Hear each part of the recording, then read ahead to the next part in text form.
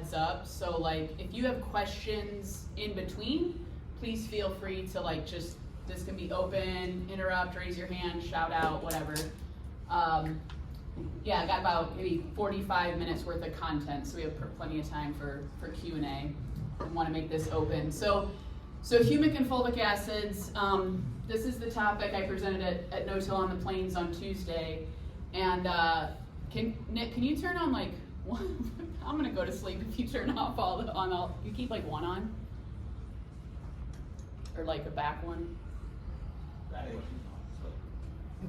Yeah, is that okay for everybody? Can you guys, I like to make eye contact and be able to see who I'm talking to, so that's helpful. Want to be the main spotlight? No. But Nick was kind of funny. He said, maybe we don't go so in depth in soil health like how no-till on the plains. You know, that's a very focused audience, right? They might be all no-till. They might be trying to push the envelope. So just to help to get me a feel of the crowd here, because a lot of them had already heard of humics and fulvic acids. How many in the room today have like you heard these products or used these products or tried them? Okay, so we got a good majority. So awesome. So that'll kind of help frame up where we go here today. I will say, even though Nick kind of, I got my clicker. So I have a products disclaimer that I have other photos in here from other product companies. I am an independent educator, so I speak to multiple audiences around the country and teach about carbon, teach about soil health, teach about humic and fulvic.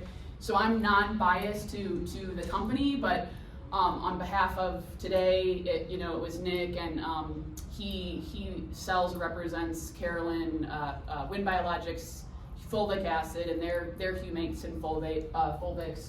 So I have this disclaimer, but just know that that's who I'm here on behalf of today. The whole presentation will be pretty non-biased in regard to company specific. So if you guys are working with any other supplier for humic and fulvic, just know, got to go with their use rates and whatnot and what they say about their product claims. So this is my personal mission statement. I am all about healing the soil, all about soil health. I come from Ohio, Northwest Ohio, Bowling Green, if you guys have heard of Bowling Green, Ohio at all.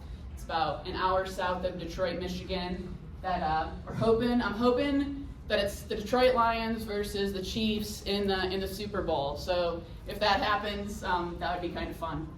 But in regard to my journey and how I'm here talking to you guys today about humics and fulvics, and that being just one tool to heal the soil, I've been dealing with these products for over a decade now, almost 11 years. I've been working with humic acid, fulvic acid. So I kind of find myself in a niche spot of being somewhat of an expert, but I don't consider myself an expert in anything because we're still learning about the soil health and how all these things function in the soil. So that's just a little bit of my background and how I'm here today. I will start off maybe the first 5-10 minutes here, even though this isn't soil health specific. The reason why we use humics and fulvics does relate back to the soil and to the carbon cycle. So I'm going to start by going through that here. So depending on your lean in the audience, and again, maybe you guys wouldn't agree with this statement that we are trying to farm carbon. Carbon is the number one asset or the number one resource, nutrient, that we really have to be considering when we're managing our farms, managing our soils, right? So this is, you guys, I don't know if you've seen the bucket before, right? Where these are all different nutrients, and the thought is that it's the law of the minimum, that if one of these things is short, the water runs out and we're losing yield, we're losing potential on our farms. So I would argue that how often, like when you see photos of this, or you guys will Google for, this is Liebrecht, law of the minimum. If you search for these images, you will very rarely see carbon as one of the named nutrients. So I had to add this in here, and just for us to recognize that we really are, we ourselves in our human bodies, any plant, any animal, any human life process, it is not possible without carbon. Okay, so in farming, we take inorganic nutrients, inorganic meaning without carbon, okay, anytime you hear inorganic, that's what that means, and plant and microbial processes are constantly trying to add carbon into nutrient molecules to make them actually functioning enzymes or proteins or things that actually do things then in the plant to make yield. So we want to add carbon, we want to add the organic, so think carbon, to our inorganic, and then that makes anything function on Earth, essentially. That's always happening in our body, that's happening in plants, that's happening in our soil microbial processes. So they're, wanting to build organic molecules with that carbon. They then are able to do a number of different functions. And not going to go through these again because this isn't really a soil health talk, but I use this slide, I don't know if you guys can see this as a spider web. So the fact that everything is interconnected, all these different processes, if we don't have carbon in the mix, we're not going to get good aggregate stability. We're not going to get good water and nutrient holding capacity. We're not going to get good nitrogen mineralization or nutrient cycling. So carbon is involved in all of these processes in our farm, and I just really love the picture of the spider web to help demonstrate that. So what is soil organic matter? This is pretty simple, but just for review, and to try to connect it to these microbial processes and why the humics and the fulvics are important. I'm going to focus just on two parts of the pie here. We have stable organic matter and active organic matter. And I have kind of a comparison here. This can be for the younger kiddos in the room. Have you guys ever heard the analogy comparison to chocolate?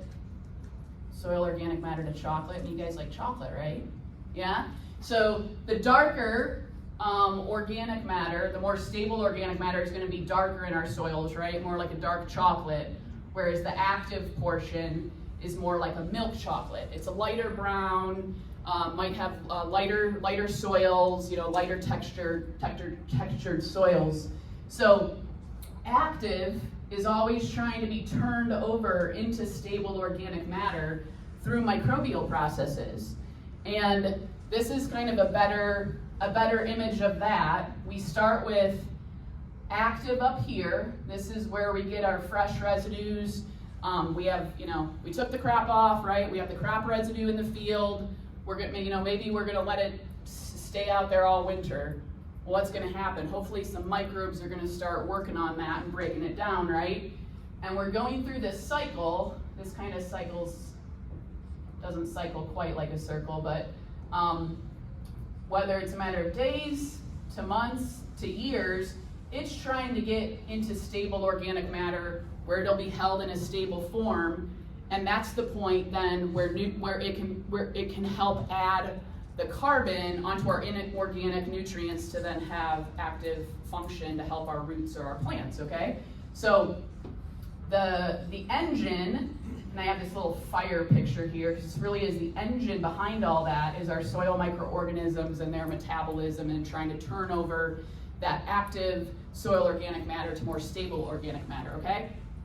So keeping all that in mind, this is our first kind of connection to the humic acid and fulvic acid world, that the HPTA, so you guys have probably never heard of this, the Humic Products Trade Association. This is the body or the trade group in the U.S. that is trying to standardize for humic acid labeling and primarily labeling and standardization processes within the U.S. So right now, you guys might have, maybe you've run across humic acids and fulvic acids, like, I don't know what this means, this number on the jug, and what does it do, and they don't have reliable trial data, or whatever you guys, might have come across in the past, right? What this body is trying to do, this trade association is trying to create standardization so that we can compare labels and jugs to each other so that we know how much humic acid is in that, how much fulvic acid is in that, and kind of legitimizing the industry because it hasn't been standardized. So they're even trying to push some legislation through AFCO, which is the regulatory body that basically, signs off on all of our pesticides and all of our chemical inputs in agriculture. So this is kind of a big deal in terms of the legitimacy that's trying to come to the humic and fulvic acid market. So with all that background, because I'll cut it short and say HPTA in a couple slides later on, the HPTA says that approximately 75% of the stable carbon components of soils under equilibrium consist of humic substances. It's like, translate, what does that mean, right? So 75% of this, which is our goal of what we're trying to get to in the soil, of our stable organic matter, is humic substances, which would mean it's humic or fulvic acid. So humic and fulvic acids are in our stable organic matter. And this is just another kind of graphic to demonstrate that. So we have soil organic matter here, and within soil organic matter, there's the active portion of biomass and broken down tissue, broken down residue that's trying to break down.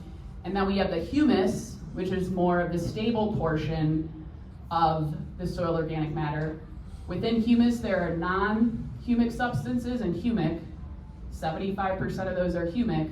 And then there are 3 categories of humic substances. So there are human, humic acids, and fulvic acids. I'll speak in a little bit about why we don't pay attention to the human portion of humic substances, but really the tools that we have to work with in agriculture are humic acids and fulvic acids. Are there any questions so far while I take a drink? Okay, thank you. So just a few more slides here on the carbon cycling and the goal of why this is important to connect it to our humic acids and fulvic acids. So I hope you guys have maybe seen this at some point, but I will walk through it.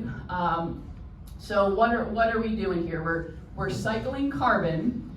We have our plant, and the goal of the plant is to photosynthesize to make energy, right? So it's going to take solar energy from the sun, CO2, and water to build plant carbohydrates or plant compounds and energy, which then drive everything else in the whole system, right? And that, some of those go into growth, some of those go into creating the fruit or the grain on the plant, and approximately 33 to 50% of them will be sent down to the roots to feed the microorganisms in the soil.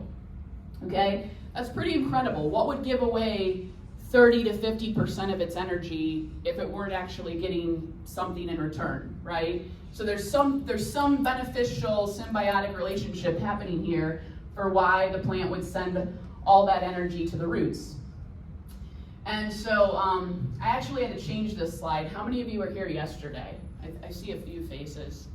Okay, so I used to have this be just sugars, and I got that from Dr. Elaine Ingham, who I trained under. She's kind of a known soil biologist who actually created the soil food web, which is my next slide. But yesterday we talked about how it's not just sugars. These are hundreds of compounds that are being, like in the root exudates, they're signaling for certain things back from the microbes. So some of that is for nutrients. They're like, hey, bring me more nitrogen.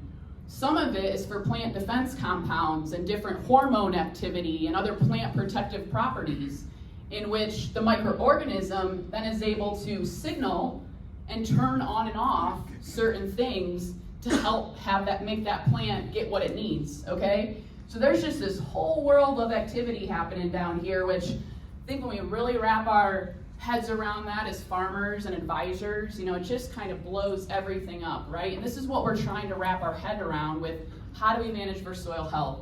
How do we help to manage this rather than just thinking about my above ground root biomass and the yield in my crop, right? So this is this is our invisible world underground. It's the soil food web made up of all these different microorganisms. And knowing that this isn't a soil health talk, I won't go into all those species, but there are different places you guys can learn about the soil food web and go in depth about, what are the fungi doing and what are the protozoa doing and how does this all cycle and work together. The two things I just want to point out to you guys for simplification today are that down at the bottom here, we have what's called trophic levels. So there are different levels of complexity, you could say. They're called trophic levels, like fancy biology word, right? They make weird words in biology for us to have to remember. But at a base level, we want bacteria and fungi. They kind of go in columns up like this. But here's our different levels, and as the levels change, the function changes.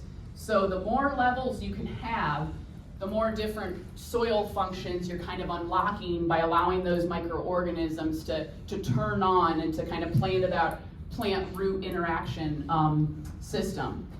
So as we're trying to increase that diversity and feed our microbes and kind of take care of our soils and include this into our farm management, those microbes have 4 basic needs.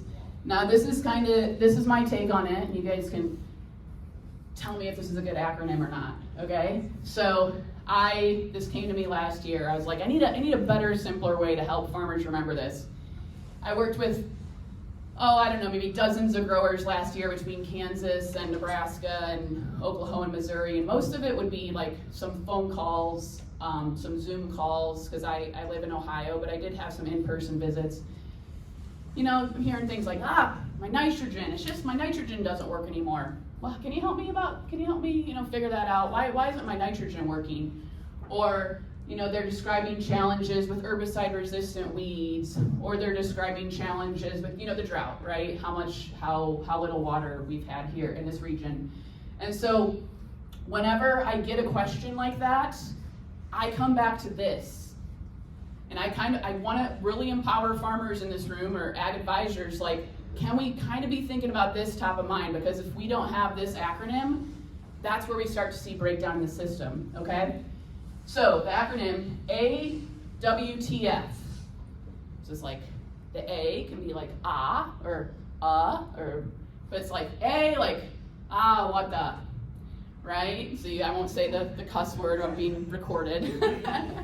But A, what the F, right?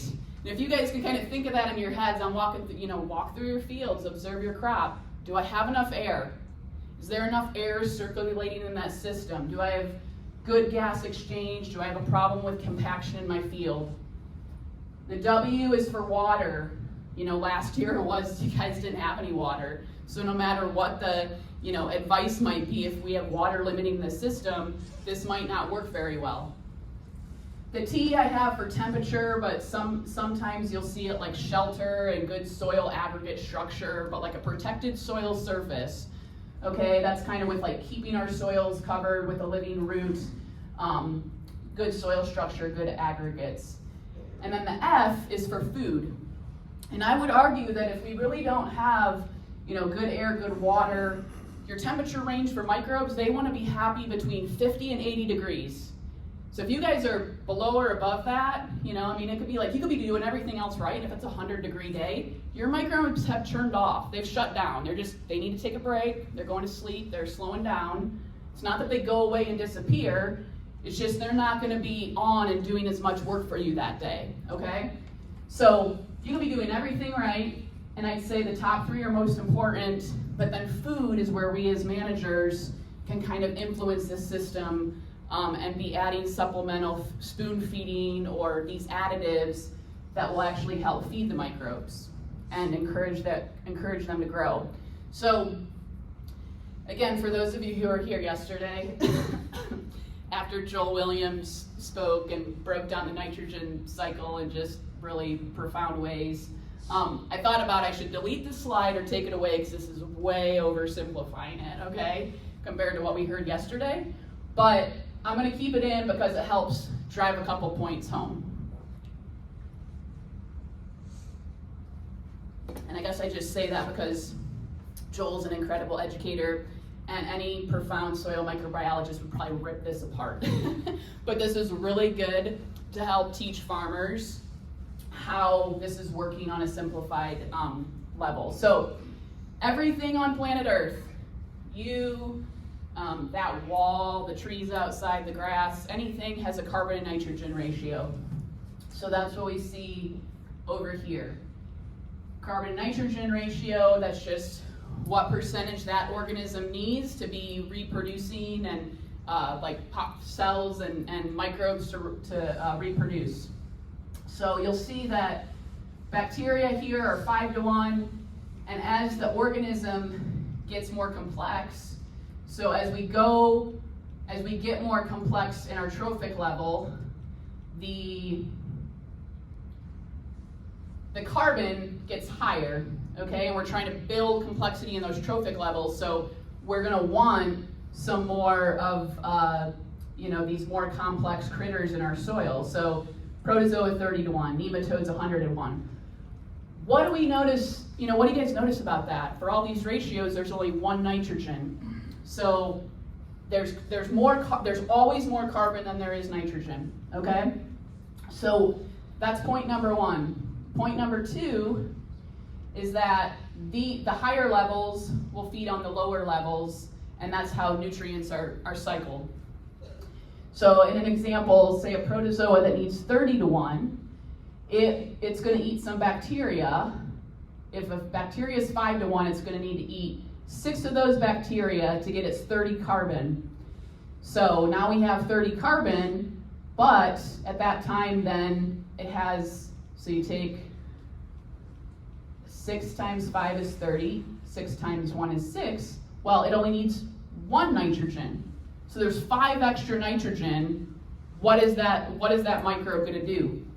What it does is it's kind of spitting out those nitrogen in a more stable form, NH4, ammonium, and that is more stable nitrogen that's released to the soil profile. So when people say nutrient cycling or microbial nutrient cycling, this is the very kind of oversimplified version of that, but it helps.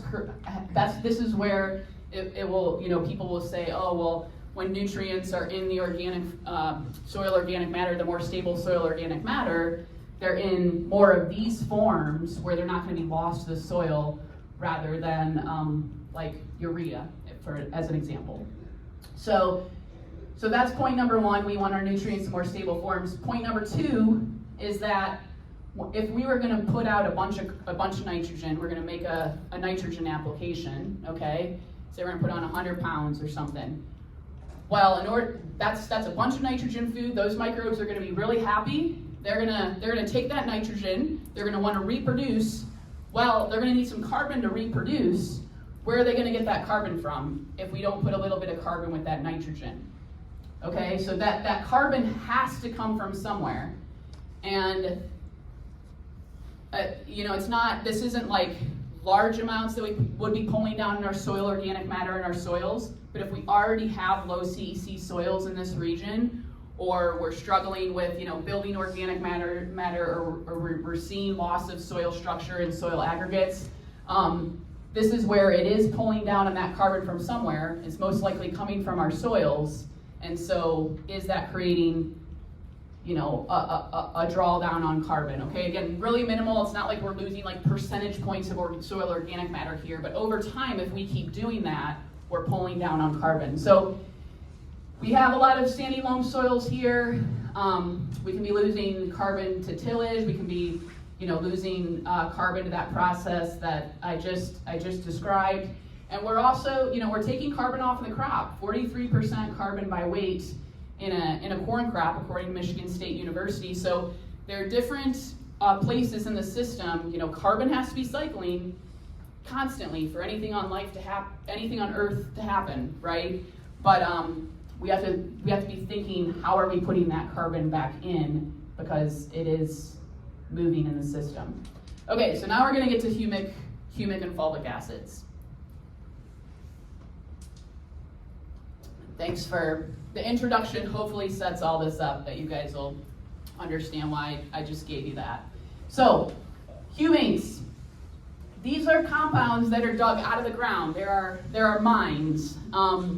Oftentimes they'll find them in coal mines, so they'll be very close to like a coal deposit, but it's not coal. So lignite, leonardite, humulite, they could be coal-like deposits, or they look similar to coal, but it's actually humates. It's actually humic acid in this raw rock material that's dug out of the ground.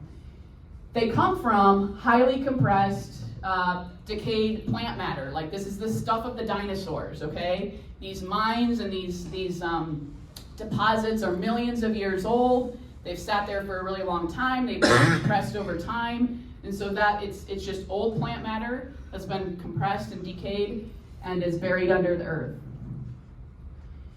This is kind of a sampling. One person, this researcher kind of made this map here, so they kind of follow the Rocky Mountains a little bit in terms of North American humates. You got some mines up in Alberta, there's some in the Dakotas, you got New Mexico, there's this one in Idaho. So they're kind of all in the western region of the US. I would always support North American humates over anything foreign, even though you can find other material coming from overseas or other locations, but I promote North American humates. And this would be, an example of what a mine looks like. And this is just another image of, what are we doing here? We're taking, the old prehistoric dinosaur vegetation, and it's been compressed and mined out of the earth. You get some sort of manufactured material, whether that's a dry humic acid, a prilled product, or a dry powder, or something that you use dry form, or they can be made into liquids, and then we put that back on our crop, right? So it's just cycling carbon in a different way. And I mentioned this prior, but the three types of humic acid, the humin, which the reason why you won't hear about humin, you really probably won't ever see it on a label or package or run across it. It's the insoluble portion of that rock material, right? So think you're digging out of the ground, whatever's insoluble and is not really going to be able to be get into a liquid or a solution, that kind of gets pulled off in the manufacturing process. So humic acid is the second one. I'm gonna jump the chart here. I'm not gonna read my words. And then fulvic acid. Okay. So they go along a continuum with humin being the heaviest, humic acid in the middle, and then fulvic acid being the lightest. And depending on if you guys want the slides later or this level of detail, they have different percentages or functionality within these things here, and I'm going to describe that kind of simplified on another slide. But I wanted to show you here kind of just the fact that it's a spectrum. Okay, so as we move along the spectrum, we're going to get different degrees of variability in function. And I mean, what is this? These are complex carbon molecules. So we got our different colors here. Carbon's the gray, hydrogen is kind of the white or light gray, oxygen is red, and nitrogen is blue. And the length, because we're focusing just on humic acids and fulvic acids, somebody might be like, well, what's the difference, or how does science actually classify one over the other? And what it is it's the length of this carbon chain. So fulvic acids are a shorter chain, and they have a certain molecular structure, and then humic acids are a longer carbon chain, and so they have a different longer structure, and that's how science decided the difference between these. So this is my easy, simple chart compared to this one. So these are the three things that I want you to remember in terms of the differences in functionality between the humic acids and the fulvic acids. Okay. So, and again, kind of just ignoring the humin because we're not really going to run across that as an ag input.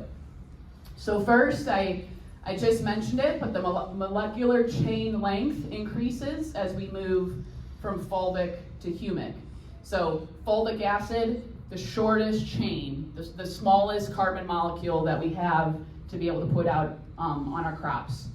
Humic acid is middle length, and then human. Second thing is solubility. Solubility is important because we want to figure out, and I'm eventually going to get to application ideas and strategies for you guys. So solubility is important, right, for blending, and how are we going to handle this on our farms, and what can we mix it with. So fulvic acid is the most soluble. I have never run across anything that it doesn't mix with. And some people will blame it on fulvic acid, but it ends up being like chunky 1034O or something, right? So it's actually not the fulvic acid that caused the problem. But humic acid, on the other hand, I love humic acid. It is slightly less soluble. It has a higher pH, which isn't on this slide, but I'll remind you guys of that in another slide. But because of its alkalinity and its higher pH, it has some issues getting into solution. There might be a little bit of particulate fallout. So it's not that you can't blend with it, it's just sometimes it's less soluble. And then the third area is CEC, so cation exchange capacity, and the number of sites, the number of holding sites for nutrients, so that whatever nutrient we're putting these things with, that we're trying to complex to make those organic compounds rather than just having an inorganic, nutrient without a carbon source. The CEC, that capacity increases this direction. So fulvic acid has the highest CEC. Humic acid still has a pretty strong CEC, like 400 to 600-ish, could be in that range. Fulvic acid, we're talking like over 1,000 CEC, right? And we know, you guys know the CECs in your soils, right? So even a humic acid of a couple hundred, that's pretty high CEC, and then fulvic goes all the way up to 1,000, okay? These are some examples, just wanted to show you. You guys can find these in powder forms that you make your own soluble liquid. If you want to do the work yourself on your farm, you can find them already in liquids, either fulvic acid or humic acid, and then you can find some of the humic acids in prills or granulars to broadcast or dry spread, okay? The reason why there's the color difference, okay, so all humic acid has fulvic acid in it. If I go back, if we think about, we're taking all of this raw material out of a mine, okay, so it's all together, it's all in the pit or whatever, and then they're going to strip off the humic acid. That means that this is all still together, and then they have to do another step to strip the fulvic acid off of the humic acid, okay? So if you get any humic acid, this is like nobody in agriculture knows this, you guys. You tell us to a farmer if you want to do a knowledge trivia game or something, oh, humic acid, fulvic acid, they're two different things, but just remember, fulvic is in humic, but fulvic will never have humic in it because it's stripped away from the humic, okay? All right, benefits. Kind of gonna click through these maybe a little quicker to make sure we get enough time for the application section, but because of that, percentage number, that 75% of stable organic matter is made of humic substances, this is why this quote works, right? Humic substances are recognized by most soil scientists and agronomists as the most important component of healthy, fertile soil. Well, that makes sense if that's what's making up soil organic matter, right? So this is a chart from the HPTA, again, saying that trade association that's trying to push for standardization and advocating these products in the market. These are actual label claims that they say can be approved. I don't want to throw out this word, but right, back in the day, maybe these products were considered snake oils. And it was like, well, what are they actually going to do for my crop? Well, there's been so much research, you guys, showing how these are beneficial to plant growth. So the HPTA, the trade association that's trying to advocate for more standardization and use of these, improved root mass and growth, enhanced nutrient availability and uptake, higher crop yield and quality. Those are the three things that they say you can put on the label to say that that product does. I just kind of drew that out. Higher plant quality and production, stronger root systems, increased photosynthesis, improved nitrogen assimilation and uptake, and improved movement of sugars, hormones, other different compounds within the plant, okay? If you want to go through the research, the HPTA has this link on their website, has hundreds of papers of peer-reviewed scientific research. I didn't want to bore you with clicking through all the scientific papers today. I didn't think that was the best use of your time, but go there and look for yourself of the papers that are backing up these label claims. And do just want to call out fulvic acid specifically here, just as kind of repetitive, because I know we need to hear things more than once to remember, right? So I'm going to call out the benefits of fulvic acid, because I think if you're a beginner to this world, to the humic world or the fulvic world in terms of how to use these in your crops, I don't really think you can go wrong with fulvic acid because it blends and handles so easily, but these are the main reasons why it works. So the smallest molecule, the smallest carbon molecule, means it will move easiest across cell membranes in order to get into our plants and roots. The highest solubility means it will blend with pretty much anything, right? And remember, as it's I guess I haven't talked about chelation yet, but the idea of putting that carbon onto the nutrient, it's helping to complex that nutrient to put it in a more stable form. So it's moving it really quick, but moving the nutrient with it to get that nutrient or the pesticide, if it's included with a pesticide package, into the crop quicker. So that solubility is really important. And the CEC, that's where the carrying capacity, the chelation that I just described comes into play. This word encapsulates is really helpful. So you got to think about, this chelation. It's just, it totally kind of engulfs that nutrient and then helps move it across the cell membranes. And it's been called a great tank mix partner. Okay, so we're kind of going to get to use here. Just a note on this that I would put this back on you guys. What is your goal? What is your goal on your farm? Some people are at different stages, whether they're no-till or using cover crops, or they're in a grazing system and they're trying to build pasture. Like, what is the goal with your farm and your setup, okay? And based on that, I as an advisor, independent consultant, always want to try to fit to your goals. So I have a lot of ideas here, and this would be for you guys to take home and see what actually can fit to your system.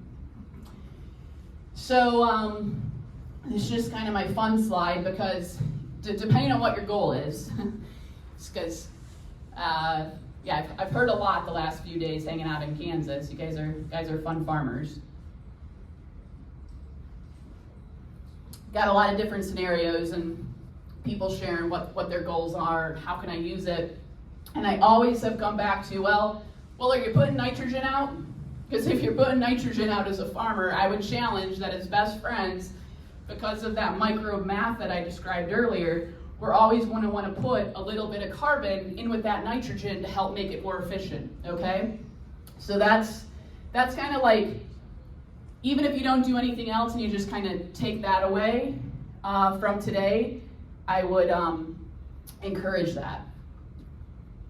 So this is a chart that is comparing fulvic acid and humic acid side by side.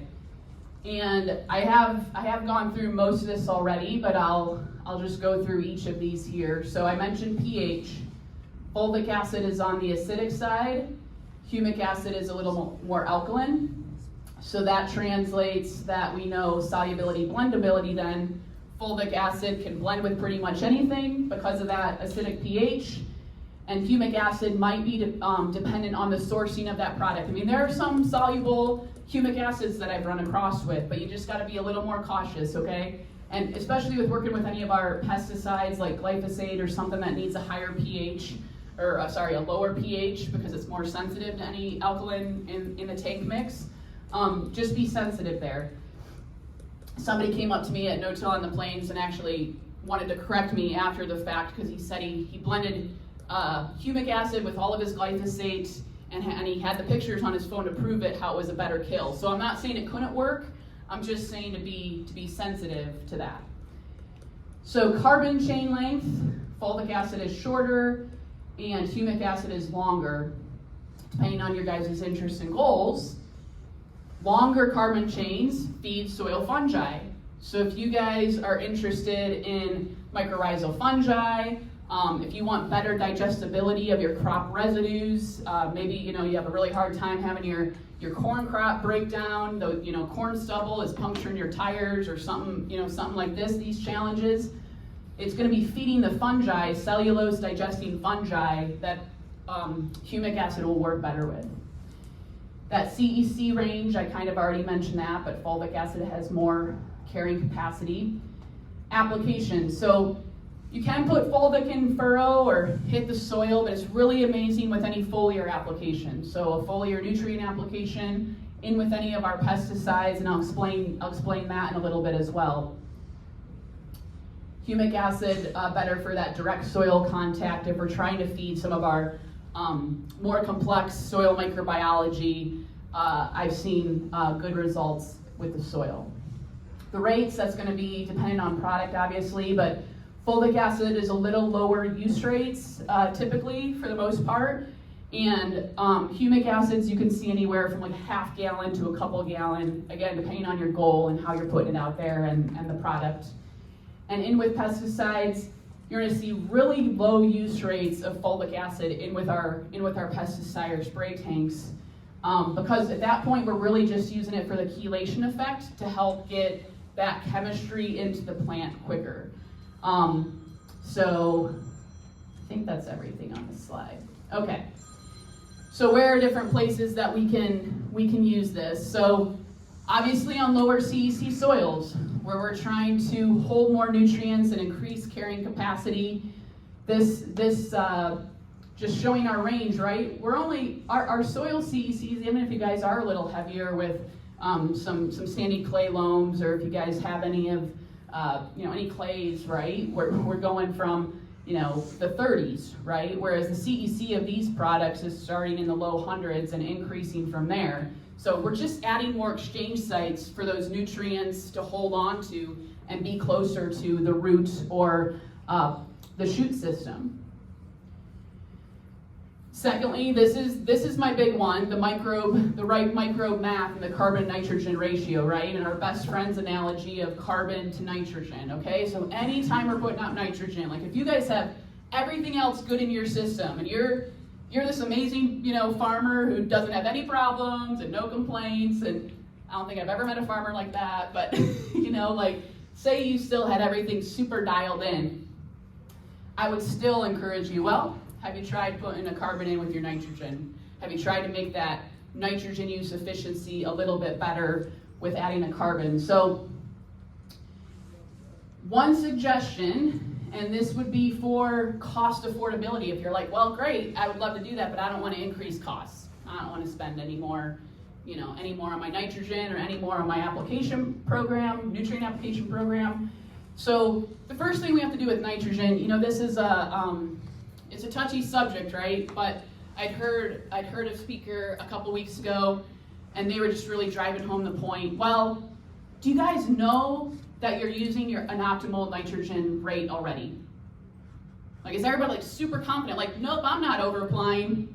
I know exactly what my nitrogen use efficiency rate is. I put on this much nitrogen, I get my optimal yield. Like, if you guys haven't figured that out on your farms, I would highly encourage you to do that. That's number one before we even talk about carbon, right? Because we don't want to be wasting money on over applying nitrogen, but we want to apply enough to try to get as optimal yields as we can on our farms, okay? So once we've kind of figured that out, you could use something like the Haney test. I don't know how many people are familiar, if you guys have ever used that, but it will show you the different breakdown of nitrogen. You go to get a conventional pre-side dress nitrogen test, it's only going to show you nitrate nitrogen.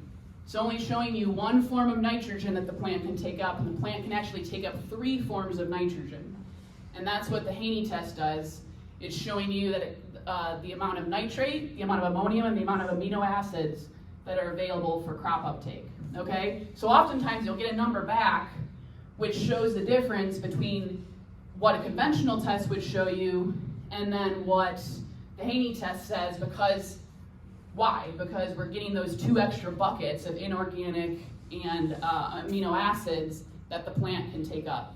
Sorry, organic nitrates, the inorganic form. So what you'll do is you'll get a test back which hopefully would show you could reduce your nitrogen by 20 to 30 units and still get the same yield, because you're getting the credit from these other sources that your conventional soil sample doesn't show you.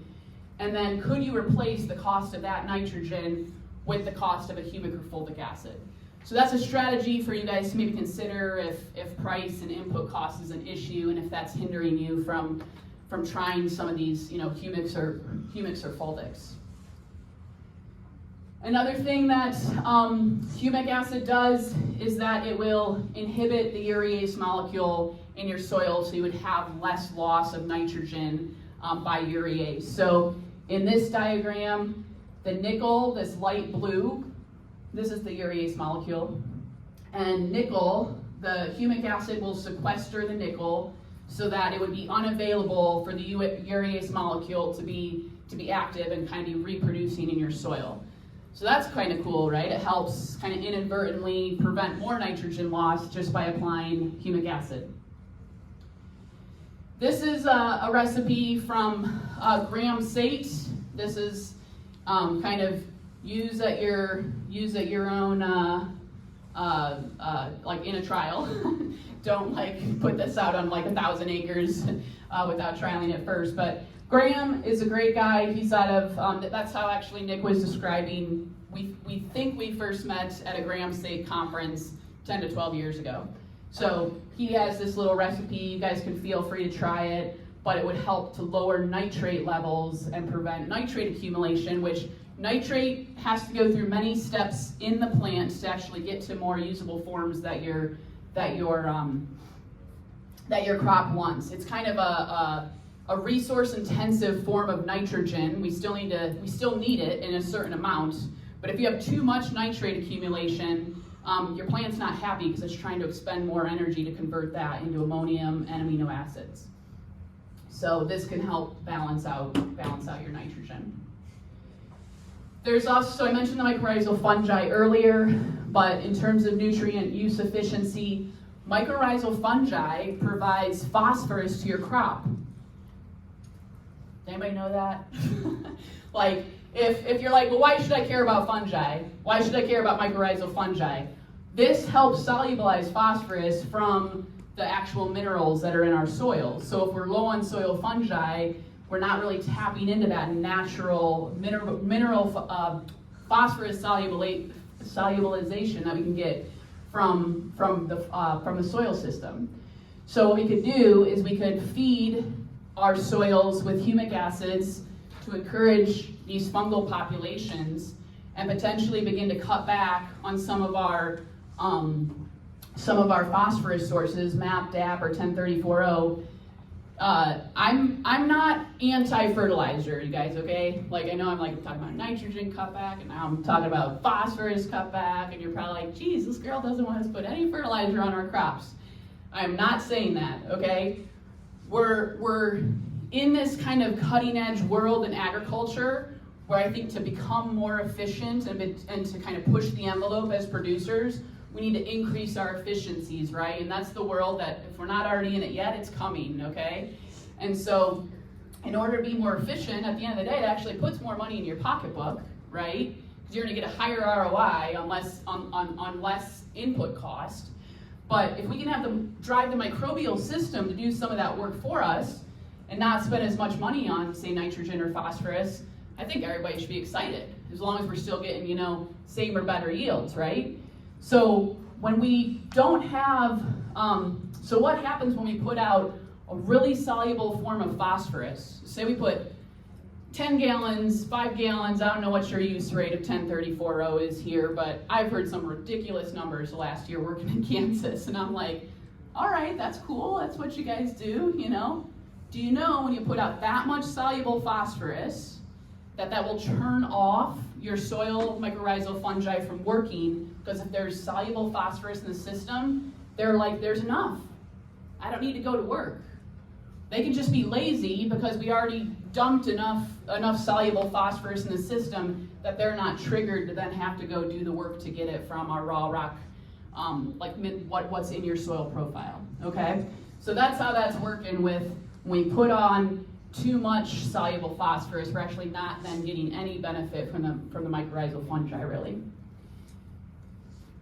All right, this is something that, again, if every farmer's put nitrogen on their crops, if you guys are doing any pesticide application, anything for stress mitigation, in terms of, I hear some people put out fungicides, right, because they feel like it stimulates their crop, because if the crop was stressed, you put on the fungicide and maybe you see a little bit of an uptick.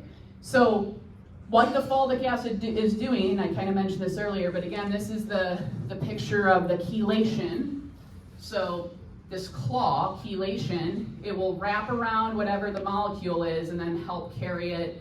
Oh, well, this is to actually help it not lock up with other things, right? So to not bind to something else and become inusable. But then this will go across the cell membrane and carry it into the plant quicker. So fulvic acid at low rates in all spray applications will help carry the pesticide, the mode of action, get that into the system quicker, okay? It will also help mitigate stress from pesticide damage or weather. So like when you include a fulvic acid in with an herbicide spray, and maybe that herbicide spray, you see a little bit of a burn, or the crop looks a little sad for a few days, right? If you include fulvic acid in the tank, you won't get as much of that knockback. You'll get a quicker bounce back. And then in terms of weather stress, fulvic acid has also been called liquid sunshine. It will kind of have an immediate green up effect. Don't know if you guys have that problem here, not having enough sunshine.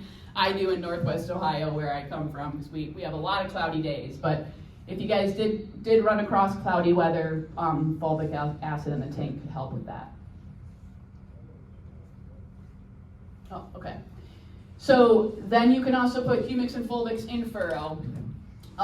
What they're doing in furrow is to kind of get the material to the crop quicker. So the younger the plant is, there's some studies that it's a little bit more responsive, and that's actually because of feeding the root system. And that, we just see a lot of benefit to the root system, is that the root systems are pulling in more of that young crop.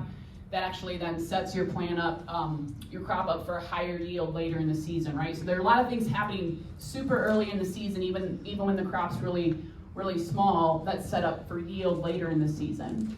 So you can put this in furrow, 2x2, humic or fulvic.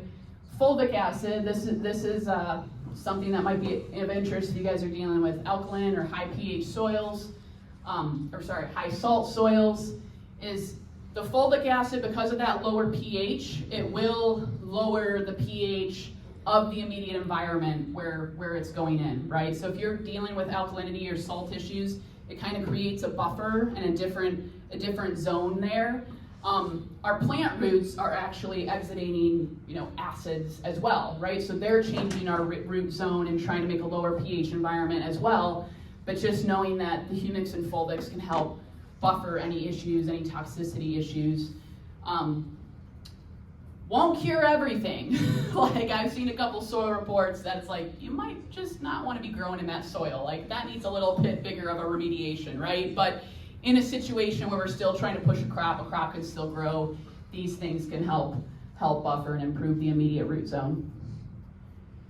All right, other considerations, right? Don't trust anything I say. Do your own trials first.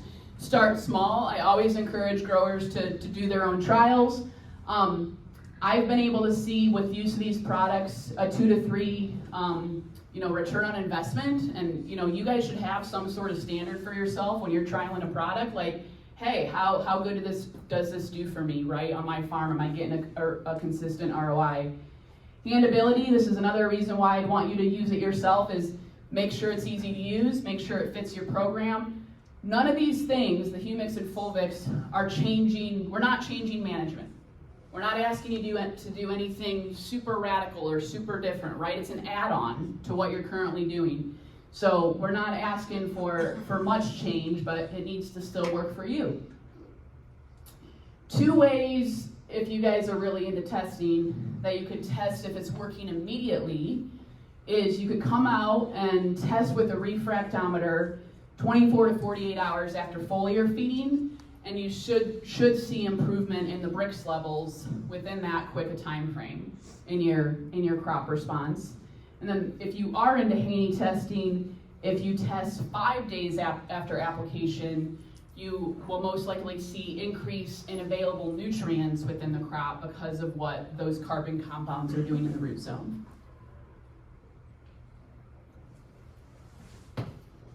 All right, so I think I might skip this unless you guys want a little bit more. Do you have questions or want me to keep going? I only have a few more slides, but they get a little technical. Nobody cares? Okay, I'll rattle through these. This gets a little technical. I thought about taking them out, but because you have Nick as a resource and other people in the trade floor, you can ask these questions of them. But this is like one of the biggest things with producers is, well, I don't know what's what. How do I know what I'm getting in the jug? How do I have a conversation with my supplier? You know, somebody's trying to push me this, somebody's trying to push me this. So I kind of came up with a different list of questions that you guys can ask to try to feel empowered in the conversation when you're talking to a supplier. And I would argue that if they can't answer these questions, just like walk away, because I think they should know these things or be able to share them with you, okay? So what mine is your raw source coming from? Now that you guys all know these are mine materials that come out of the soil. I recommend North American. If you were to get anything foreign, I would just have like heavy metals, like all the freaking tests on it, right? Like heavy metals testing and make sure there's no crap in that. What percentage of humic and folic acid does it contain? Can I see a lab verified document for this? I'm going to cover that a little bit in the next slide. What testing methodology do you use? I'm going to cover that a little bit in the next slide. And do you have, local data or local examples from trialing this in the area before I just decide to trial it on my farm? So the whole thing with testing methodology and how much humic and fulvic acid it contains and why this is important is because the HPTA is trying to standardize the testing methodology. Okay, right now there are multiple labs and multiple testing methodologies that will, can spit back like this percent humic, this percent fulvic. There's no standardization, you guys. Okay, so it's not apples to apples. If you're comparing one company's product to another company's product, you actually need to try to understand, well, what lab is that number from? If you're saying it's an 8 and it came from this lab, but then if you got it tested by another lab, it might come back as a 12, okay? So that's what we're talking about here is like the numbers on the jug, we really would need to dig into that number. And so the HPTA is advocating for this HPTA approved method, which these 3 labs test for. I'm not saying that the other lab metrics aren't viable, because again, none of this has been like in law or standardized by AFCO yet, or right? We just don't have a system where we're able to compare apples to apples. But I would argue that if you're trying to really understand, if you wanted to do some of your own testing, or if you wanted to work with somebody like myself, I could help kind of guide you through that process. But again, just want you to make you feel empowered in that conversation. And this is my last slide, and I know it's a lot of words, but just to give you an idea of percentages and like what's out there and on the market. So if it's a liquid product, a liquid humic acid, you probably aren't going to see more than a 12 to 16 in a liquid form. Okay, if it's a higher number on the jug, they might be accounting for something else in that number. And the reason I'm saying that is it comes in at a 24%. Most of the time is like the highest it'll come. And to get it soluble, remember the humic acid isn't soluble, so to get it into a soluble liquid form, they have to cut it with water and filter through screens and maybe do an extra extraction process or something to make sure it gets into a soluble form. So just again, beware of what's that number on the jug, and is it actually 30% humic acid, or is there something else in it? Because you're not really going to see high numbers on the humic. In the fulvic acid, this range is really all over the board with the liquids. I've seen some really super high, they're calling them like concentrated fulvic acids now, where, again, that would be something where I'd want to get just lab verified to understand, like a 30% fulvic acid, like, wow, that sounds amazing, right? But is it really 30%? You might use a really low use rate of that then, right? So we just have to make sure we know what we're getting. You'll get in the granular market, you're gonna see, they'll have 98, 99% purity, right? That's the raw rock material. So there's there's not gonna be anything else in it. It's just gonna be the raw rock material that's been sized down or put into a granular. And they should also then, even though it's 98, 99% pure, what is the percentage of humic acid in that? So they should be able to tell you guys that. There's different sizings in granulars, so turf grade sizing or smaller sizings are kind of cool. If you guys wanted to plant with that in furrow at low use rates or through an insecticide box, you can get some really good results with like low use rates closer to the seed or banded. The soluble granulars is where you guys could make your own humic or fulvic acids if you wanted. Out of everything, it's the most cost affordable. So you would save the most money by doing it that way, but then it's the value of your time, right? And do you really want to make your own? And just going through the steps of that process to make it happen. If you're making your own soluble humic acid liquid, there might be some sludge, or just, is it 100% soluble? There still might be a little bit of fallout with that. But I mean, definitely if you guys have time or are interested, I would highly encourage it, just because that's the most cost-affordable way to go rather than trucking water around the country. Overall, I just had this last point, remember the number that they're listing on the bag or jug. Ask, is it the actual percentage of humic or fulvic acid, or is it something different? Make sure you know what you're getting. I want you to feel empowered. There are a lot of good companies out there and like more products on the market in this space, and I just highly encourage you that it's a viable option to use as a farm tool in your operation. So with that, I think we do maybe have a little bit of time for questions, but if you need to go, I'm a little bit over time, but I can take questions. Tell me a bit about that